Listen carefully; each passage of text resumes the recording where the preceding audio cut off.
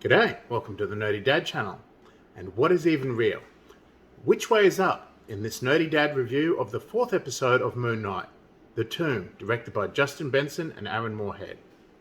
We will be talking about what happens in this week's episode, so there will be spoilers ahead.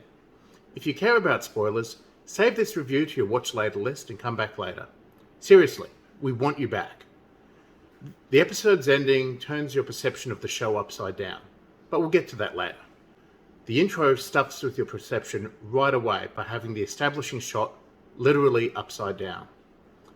For all the world, I initially thought that somebody who was chained by their ankles was coming to in this scene, but that's not what's going on. What the scene does end up establishing is just how many other gods have been turned to stone in the same manner as Khonshu. There's a few of them.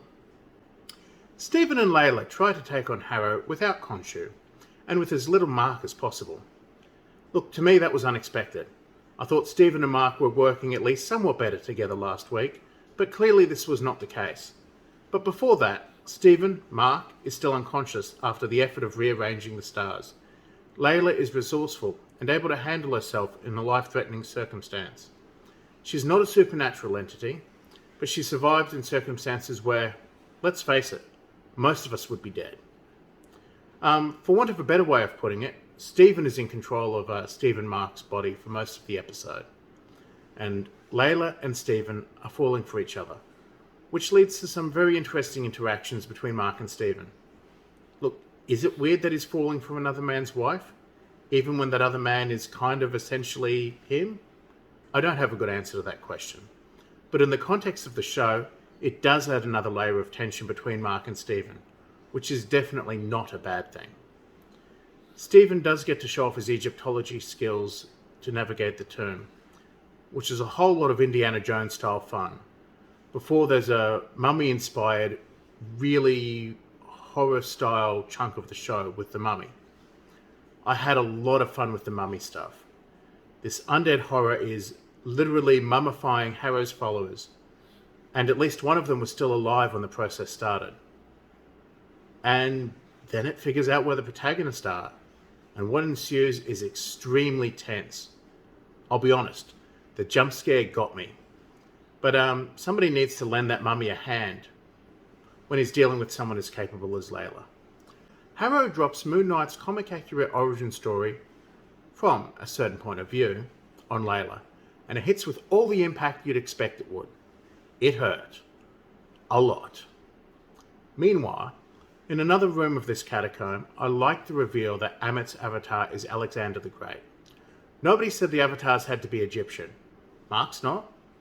And then, of course, because that is the voice of Amut, the statue is found in the throat. Given what just happened between Harrow and Layla, the confrontation between Layla and Mark was inevitable. And of course, it slowed the heroes down enough for Harrow and his team to find the tomb. And speaking of Harrow, just in case he didn't know who the bad guy was, for all his charisma and all his talking his enemies around in circles and his jackal magic tricks, when push actually came to shove, he just pulled a gun and shot Mark. Bang! And the Mark falls backwards into the water. And then what the hell happened after that? Which way is up and what is even real? I'm not convinced that Mark is really in the asylum, but he could be. Whether what we know is real, or whether Mark is an inmate in an asylum, clearly the things that we saw from his perspective are not real. I'm not 100% sure what's really going on here.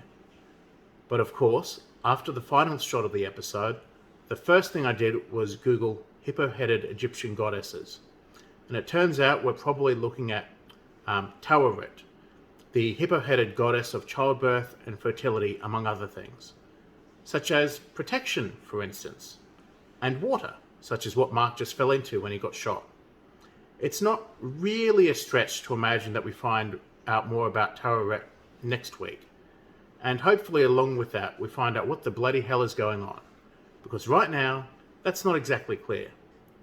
Look, to be clear, I thoroughly enjoyed the episode. I had a great time.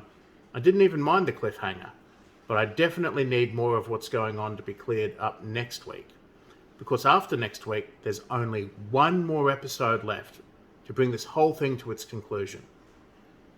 As it rushes towards the end, this series has me wanting more. This is the Nerdy Dad, signing off.